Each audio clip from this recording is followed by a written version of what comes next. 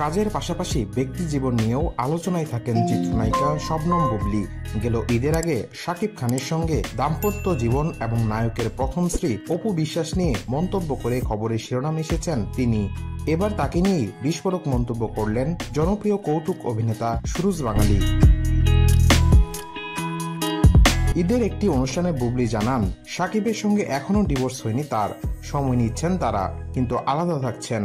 মূলত ছেলে বীরের কথা ভেবেই সময় নিচ্ছেন তারা। তিনি আরো বলেন, শাকিবের বাসায় গেলে জয় ও তার মা অপু বিশ্বাসের সঙ্গে দেখা হয়।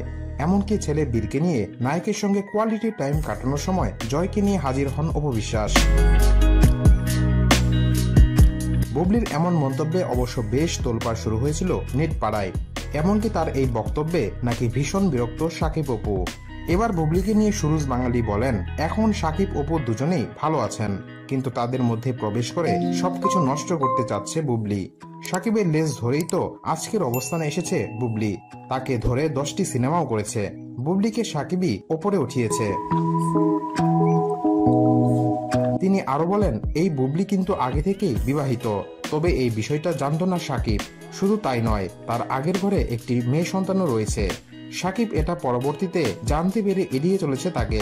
কিন্তু বীর তো শাকিবের নিজের রক্তের, এজন্য বীরকে কখনোই ফেলে দেবে না শাকিব। এই কৌতুক অভিনেতা বলেন, বুবলী চায় বীরকে দিয়ে শাকিবের সম্পত্তিতে ভাগ বসাতে। যেখানে শাকিব অপু এক হয়েছেন, তখন তাদের মধ্যে বুবলীর নাক গলানোর কি প্রয়োজন? 2016 সালে শাকিবের বিপরীতে বসগিরি সিনেমার মাধ্যমে রূপালী পর্দায় পা রাখেন বুবলী। এরপর বেশ কয়েকটি সিনেমায় কাজ করেছেন তারা। 2022 সালের সেপ্টেম্বরের শেষ দিকে বেবি বাম্পের ছবি প্রকাশ করে আলোচনায় আসেন বুবলী।